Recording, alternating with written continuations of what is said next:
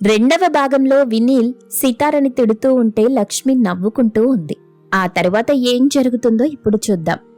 ఆ రోజు సాయంత్రం ఇంట్లో సితార మార్కెట్కి వెళ్లిన వెంటనే లక్ష్మి పక్కింటి రవళి అనే అమ్మాయితో మాట్లాడుతూ ఉంటుంది. ఏం చెప్పమంటావులే కోడలు పిల్ల, మా కోడలింటికొస్తే అదృష్టం వస్తుందనుకున్నా, కాని నా మీద పగ ప్రతీకారం పెంచుకుంటుందని అస్సలు అనుకోలేదు. మొదట్లో పెళ్ళొద్దు అన్నాను, అదెలా తెలుసుకుందో ఏంటో ఆ మాట అన్నానని నన్ను హింస పెట్టడం మొదలెట్టింది. అయ్యయ్యో, అసలేం జరిగింది అత్తయ్య గారు? ఇంకేం జరగాలి, నన్ను ఇబ్బంది పెట్టడం కోసం పని మనిషిని పనికి రాకుండా చేసింది.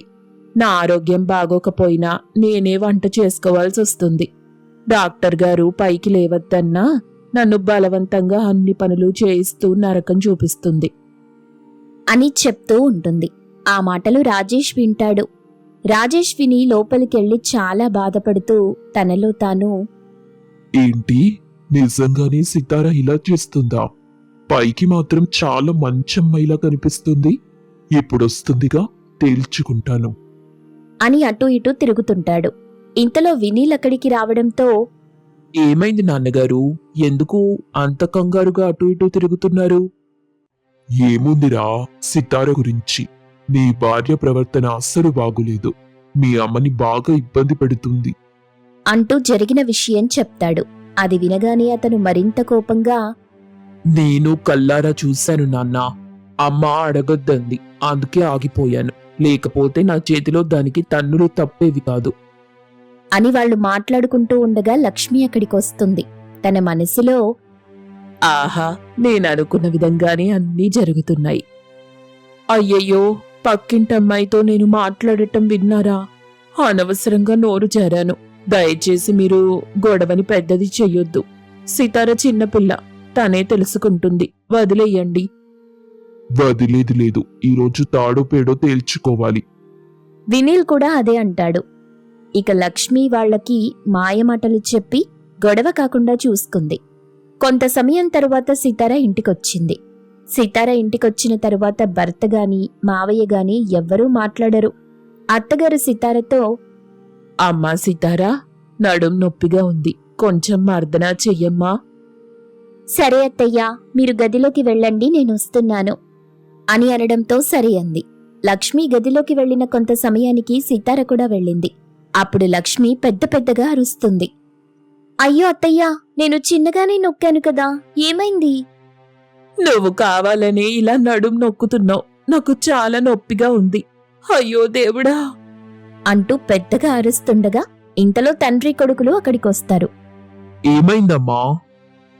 హా, నా నడుము విపరీతంగా నొప్పి పుడుతుందిరా. అనవసరంగా మర్దన చేయమన్నాను. చేయడం ఇష్టం లేకపోతే లేదని చెప్తే అయిపోయేదిగా. ఇలా నా నడుము ఇంకా నొప్పి పుట్టేలా చెయ్యాలా?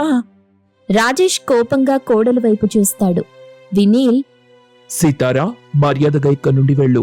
మా అమ్మంటే నీకు చిన్న చూపైపోయింది అని నోటికొచ్చినట్టు తిడతాడు. సితార చాలా బాధపడుతుంది.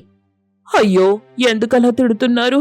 పాపం, తెలిసి తెలియక చేసింది, వదిలేయండి అని అనడంతో వాళ్ళింక ఏం మాట్లాడకుండా ఉండిపోయారు. సితార ఏడుస్తూ అక్కడి నుండి వెళ్ళిపోయింది. సితార చాలా బాధపడుతూ ఉంది. ఇదిలా ఉండగా అక్కడ సితార తల్లి తండ్రి సితార గురించి ఆలోచిస్తుంటారు. అనవసరంగా అమ్మాయిని ఆ ఇంటికి కోడలిగా పంపించాం. ఆమె ఏం చేస్తుందోనని భయంగా ఉందండి. నాకు అదే భయంగా ఉందే. భగవంతుడి దయ వల్ల అమ్మాయికి ఏం కాకుండా ఉంటే చాలు. మన అమ్మాయిని మన దగ్గరికి పంపించినా బాగా చూసుకుంటాం. ఎందుకు ఇట్లాంటి కర్మ దానికి రాసి పెట్టాడు ఆ భగవంతుడు? భగవంతుడా, నా కూతురికి ఏం కాకుండా చూసుకో అయ్యా అని బాధగా దేవుణ్ణి ప్రార్థిస్తారు. ఆ రోజు గడిచిపోయింది. రాత్రి సమయం. లక్ష్మి సితార నిద్రపోతుండగా ఆమె మీద దిండు పెట్టి ఆమెని చంపే ప్రయత్నం చేస్తుంది. సితార పెద్దగా అరుస్తుంది.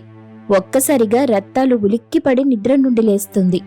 అమ్మా, భయంకరమైన పీడకల. పెద్దమ్మగారు చిన్నమ్మగారిని చంపేసినట్టొచ్చింది. అటా జరగడానికి అస్సలు ఇల్లేదు. అట్లాంటి పరిస్థితి అసలు రాకూడదు. అక్కడ పరిస్థితి ఎట్టా ఉందో తలుసుకుంటేనే భయంగా ఉంది నాకు. చిన్నమ్మగారు చాలా మంచమ్మాయి.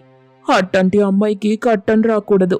ఏదో ఒక వంకతో అక్కడికి వెళ్ళాలా అనుకొని విశ్రాంతి తీసుకుంది. మరుసటి రోజు రత్తాలు ఇంటికొస్తుంది. దాన్ని గమనించిన లక్ష్మి, వసై రత్తాలు, ఏంటి చెప్పా చేయకుండా వచ్చేసావు? వారం రోజులు రావద్దన్నానుగా, 3 రోజులకే ఊడిపడ్డావు.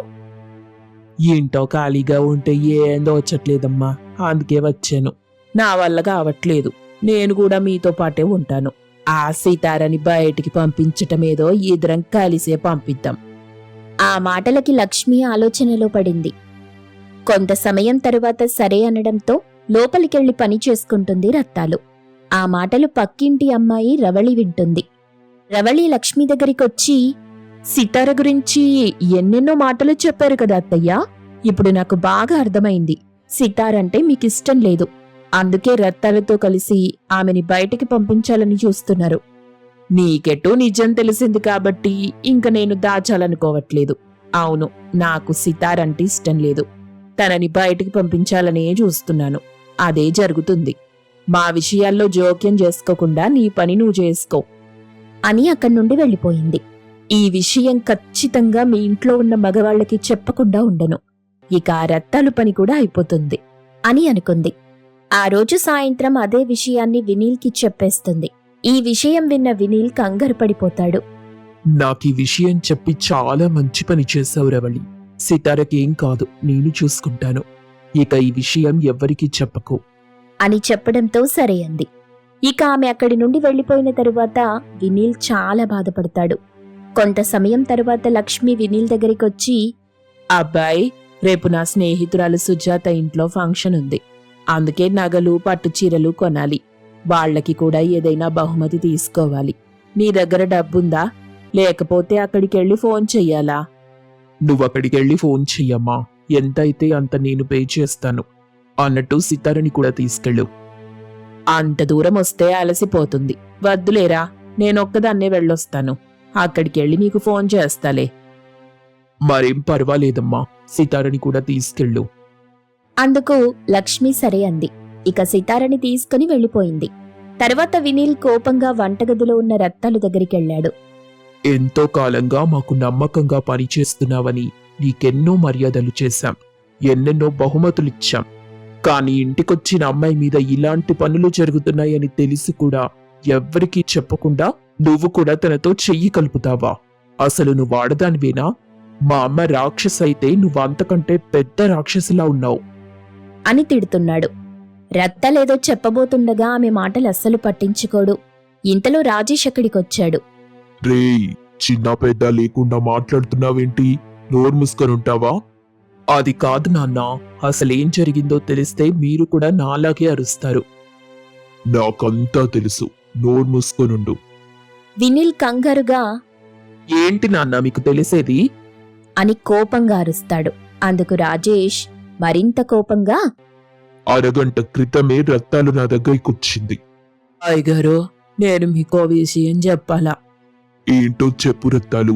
జీతం ఏమైనా పెంచాలా? ఇప్పటికే మీరు నాకు మంచి జీతం ఇస్తున్నారు.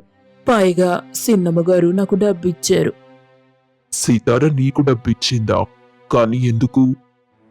ఎందుకంటే నా భర్తకి బాగోలేదని సెలవు తీసుకున్నాను గదా, అందుకని. అదంతా అబద్ధం అయ్యగారు. పెద్దమ్మగారు సిన్నమ్మగారిని ఇంట్లో నుండి బయటకు పంపించాలని పన్నాగం పన్నారు. దానికి నేను కూడా ఒత్తాసు పలికాను. ఆ తరువాత సీతారమ్మ గారి మనసు చూసి అంత మంచి అమ్మాయికి ద్రోహం తలపెట్టకూడదని మళ్ళీ తిరిగొచ్చానయ్యా. సీతారమ్మ గారికి ఏం జరగకూడదు బాబు అని జరిగిన విషయం మొత్తం చెప్పాడు. ఆ మాటలు విన్న వినీల్, ఎందుకు నాన్నా, మనింటికొచ్చిన ఆడపిల్లని ఇలా చేస్తారా? అని బాధపడుతుంటే రాజేష్ ఓదారుస్తాడు. నీకింకో నిజం కూడా చెప్పాలయ్యా. పెద్దమ్మ గారికి ఏం కాలేదు. డాక్టర్ చేత అట్టా చెప్పించింది. ఏదైనా ఉంటే అట్టా బయటికి ఎలా వెళ్ళగలుగుతుంది చెప్పండి? ఆమె నడుముకి ఏం కాలేదు.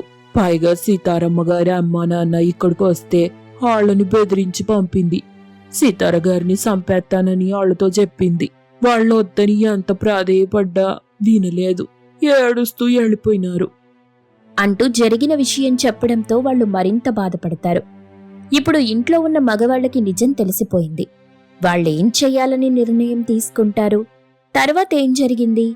తరువాయి భాగంలో చూద్దాం.